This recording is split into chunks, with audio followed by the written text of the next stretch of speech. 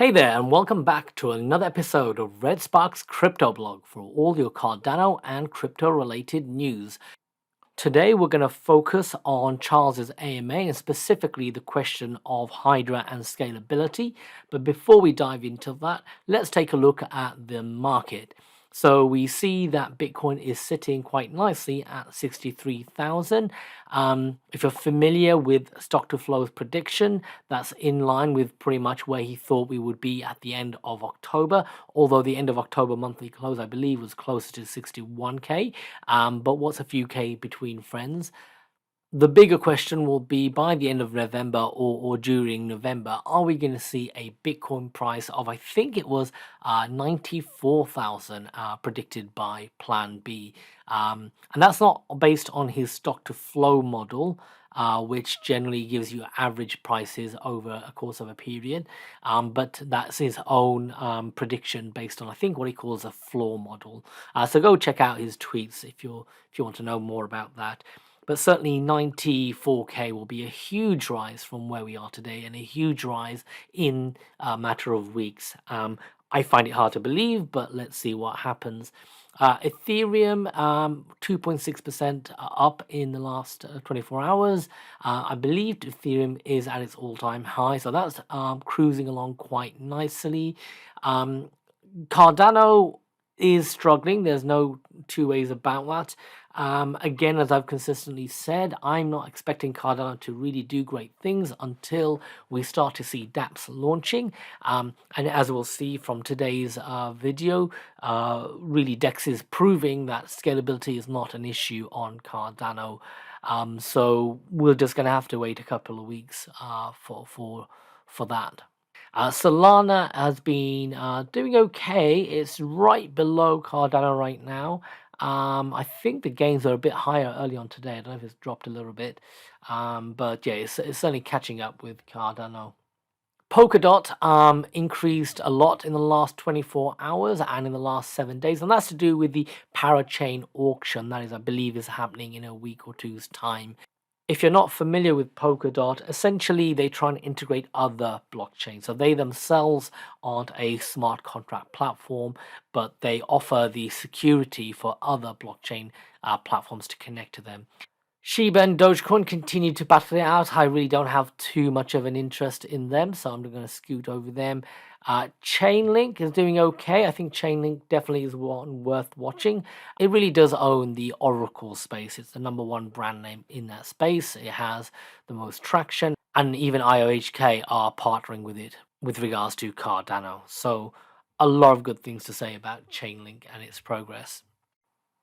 Other than that, it just seems to be that most of the market is just following Bitcoin's lead. So that now that Bitcoin is back at 63k, a lot of the altcoins are similarly pumping, with a few standouts such as 8.4% for ICP and 11.3% for crypto. But generally, most of them are in the 3 to 4% range.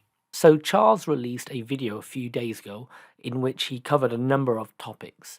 Now, I'm not going to cover every one of the points that came out of the video. I do recommend watching the Army of Spies recap on this. But I'm going to focus really on one key topic, and that is of scalability. Specifically, whether or not the Hydra solution will help deal with the expected demand from Dexes. So let's just play back what Charles said about the Hydra solution in his recent video. And the goal is to have something by Q1 that's a good beta that then can be attached to commercial partners like Dexes and other such things so that they can begin exploring how one would offload traffic into the Hydra network. So that all sounds rather good. Hydra solution proof of concept to be developed in Q1.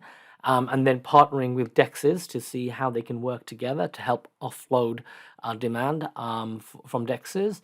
After that, I went on to Twitter and I saw this conversation. So Rick McCracken, who is widely known in the Cardano community, held a poll as to whether or not we should be moving to a Ethereum fee structure model within Cardano. And then that generated a bit of debate here. And just to expand on it a little bit further on this, This is a question that's particularly relevant whilst we wait for the Hydra solution to come through. The question of whether there's going to be so much demand from Dexes prior to Hydra being implemented that we're going to need some way of prioritizing the transactions. And Sebastian of DC Spark has previously suggested that we move towards a Ethereum fee structure model. So majority of the Cardano community, such as myself, voted no on this. We don't agree with moving to a Ethereum type model. But what was more interesting was this conversation here between AWL and Sebastian. So the AWL essentially brought up the fact that once Hydra becomes available, Q1, according to CH, as we just saw, that there shouldn't really be a need to have a fee-based model, that we should be able to handle all the demand. Sebastian then wrote back, Hydra heads won't help with NFT drops or dexes. Some work in Hydra to allow creating isomorphic parallel execution could be repurposed for this, but that's not what Hydra heads do, as they are just state channels. And so AWL obviously brought up what CH just said in his latest video, what we just heard. And then Sebastian wrote back, begin exploring how one would offload traffic into the Hydra network. That's a quote from the video from Charles. In Q1 is because Hydra won't help Dexes now and won't help them in the Q1 beta. They can begin exploring how later expansions of concepts in Hydra can help with Dexes. So that left me a little bit confused as to, okay, well, when we say that they have to begin exploring, are we saying that nobody really has a clue right now? Are we saying we do have a clue and we just have to figure out the implementation? What exactly is the situation? So then that led me to dive deeper into the issue to try and figure out what exactly is a problem here, or what could Sebastian be referring to. That led me to this Reddit article from a few months ago. Without Hydra, Cardano probably won't be faster than Ethereum. And there was a good post by someone called Liberosist, who's clearly an Ethereum person if you read through their post history. So, take what they say with a slight pinch of salt. But they did seem to be very familiar with both Hydra and the Ethereum solution, which is based on the ZK rollups. And the point that they were making was complex smart contracts without logical owners are impossible on state channels, which is what a Hydra is. It's a state channel-based solution. Just to clarify, Hydra does improve this a wee bit with multiple parties, but partyless, ownerless smart contracts are still impossible, which is pretty much all of DeFi.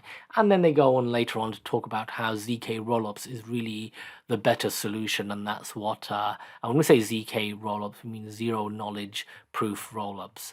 I'll cover both state channels and ZK proofs either later in this video or perhaps in a separate video. But they go on to say that that is a better solution, and that's what Cardano must do. So that gave me a little bit of an indication as to what to look into. And then this brought me to this page, the actual Hydra proof of concept GitHub repository. And scrolling down on this, there were two things that caught my attention. The first being this sentence here. Please also note that as we did develop this while in move fast, break things experimentation mode, the code quality seen around here may not always represent our best practices. And that's completely fine, that move fast, break things, nothing wrong with that. The reason why it caught my attention was that that type of language is not normally associated with Cardano. Usually it's we've researched things, figured out how it should work, and now we're implementing it. And so I connected the dots a little bit here with something that Charles said in his video, and that is the telecommunications projects, so that's the World Mobile project and the Dish Network project, they will require Hydra to be in place in order to be successful due to the magnitude of those projects. So I did begin to wonder whether the pace of Hydra development has been picked up a bit in light of those recent projects. But perhaps more importantly is really these items down here. The initial proof of concept will have single head per Hydra node in Q1. And then later on, they're going to be looking into multiple heads per Hydra node managed via API. So that got me thinking about what this Reddit author said about having multiple heads per Hydra node will improve things a little bit, but that really partyless, ownerless smart contracts is what's really needed, and that's not possible with Hydra. And also Sebastian's comment about Hydra in Q1 won't help with NFT drops or dexes. So that left me puzzled as to what the reality of the situation is. And if you follow my Twitter account, you'll see I've been asking this question to various parties and also been posting it on Discord. And I like the response here from this stake pool operator. Oh, for sure, it will help. Stay tuned for our publication of Cardano fans Medium post. And it's giving me the link there. And there's a few earlier parts of that, which is definitely worth checking out. And then also a reply from Jarek here. Well, it's going to help Maladex. I cannot speak for other dexes or the dex that Sebastian is building. So that's positive news, and as you can see, the conversation is ongoing. So check out my Twitter profile to follow along with that. And I also noticed that Sebastian tweeted a more upbeat message earlier on. Happy to see that the mempool size for a node is configurable now. This is one of the points I brought up a while back. This is the first step to improving the UX of certain use cases like light wallets during congestion, but more work needs to be done. And Charles also in his video said that between November and February, there'll be a lot of optimizations happening, both to K, block size, memory and hard disk footprint, script compression, all of which should help Dexes launching on Cardano.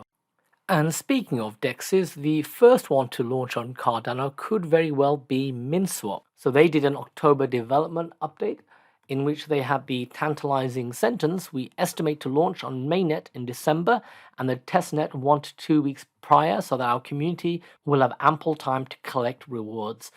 So that will be a great win for Cardano if we start to see dexes come December, and hopefully we'll see Maladex launch in December too. That's all from me on that issue. Hope you found that informative. Please leave a thumbs up if you did. Follow along with me on Twitter to keep up to date on this discussion. And I'll talk to you all again soon. Have a great day.